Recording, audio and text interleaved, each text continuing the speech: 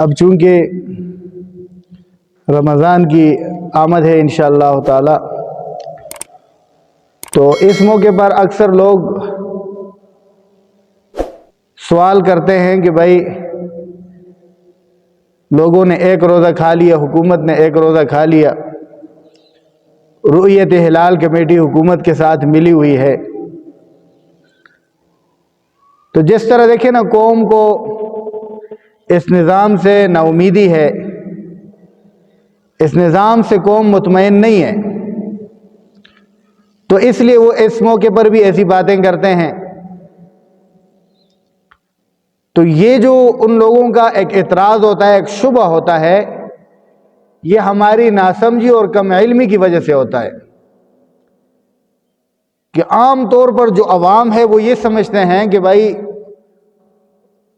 روزے 30 ہوتے ہیں، حالانکہ یہ ضروری نہیں ہے کہ روزے 30 ہوں۔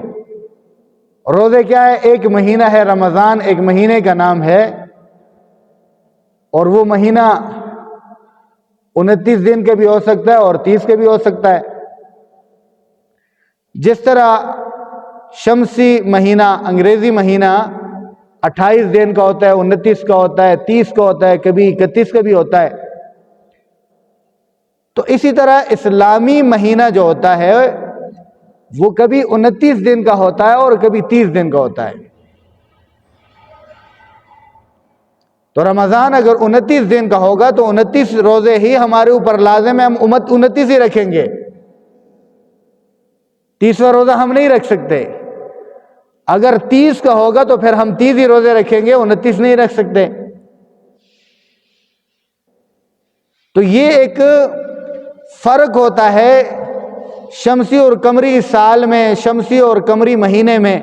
جس طرح آپ جانتے ہیں کہ بھائی شمسی سال جو ہوتا ہے وہ 365 اشاریہ کچھ کا ہوتا ہے، 365 دن اور کچھ گھنٹے ہوتے ہیں۔ دوسری طرف جو قمری سال ہوتا ہے وہ 54 دن اور کچھ گھنٹوں کا ہوتا ہے۔ اسی لیے ہر سال آپ دیکھتے ہیں کہ رمضان پہلے گرمی میں ہوا کرتا تھا، آہستہ آہستہ سردیوں کی طرف آ رہا ہے، پھر کرتے کرتے پھر گرمیوں کی طرف چلا جائے گا۔ یہ ہر سال میں 11 دن کا جو ہوتا ہے نا، وہ شمسی اور قمری سال کے اندر فرق ہوتا ہے۔ تو اس لیے اکثر لوگوں کو یہ شبہ ہو جاتا ہے، وہ کہتے ہیں کہ بھائی رمضان 29 دن کا، 29 روزے ہم نے رکھ لیے تو گناہگار ہو گئے، تو ایسی بات نہیں ہے۔ اب اگر مہینہ 29 کا ہے تو ہم 30 روزے نہیں رکھ سکتے، کیونکہ ہمیں اللہ اور اس کے رسول صلی اللہ علیہ وسلم کے یہی حکم ہے۔ چنانچہ اللہ تعالیٰ قرآن کریم کے اندر فرماتے ہیں من شہد منکم الشہر فلیصم، کہ جو تم میں سے رمضان کے مہینے کو پالے تو اسے چاہیے کہ وہ روزے رکھے، یعنی جو رمضان کے چاند کو دیکھ لے تو دیکھ کر وہ اپنا روزہ شروع کرے۔ حدیث مبارکہ کے اندر آتا ہے، اللہ کے رسول صلی اللہ علیہ وسلم فرماتے ہیں صوموا لرؤیتہ وافطروا لرؤیتہ، کہ تم چاند دیکھ کر روزہ رکھو اور چاند دیکھ کر تم افطار کرو۔ اب چاند 29 دن کا ہو تو 29 روزے رکھ لو، اگر 30 دن کا ہو تو 30 روزے رکھ لو۔ تو جیسے یہ لوگ اعتراض کرتے ہیں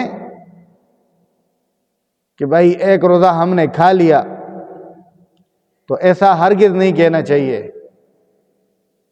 کہ ہم تو خود کہہ رہے ہیں کہ بھائی ہم نے روزہ کھا لیا تو خود کو گناہگار کر رہے ہیں، تو ایسے ہرگز نہ کہیں۔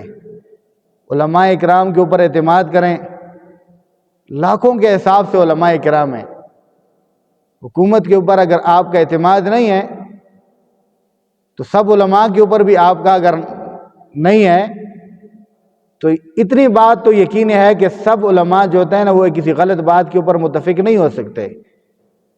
اللہ نہ کرے اگر حکومت کوئی ایسا اقدام کرتی ہے یا کرے گی اور کئی دفعہ آپ نے دیکھا ہے بعض حکومتوں کے اندر ایسی ارکان تھے جنہوں نے گڑبڑ کرنے کی کوشش کی ہے، تو علماء کرام نے ان کا باقاعدہ ہاتھ روکا ہے، ان کا راستہ روکا ہے۔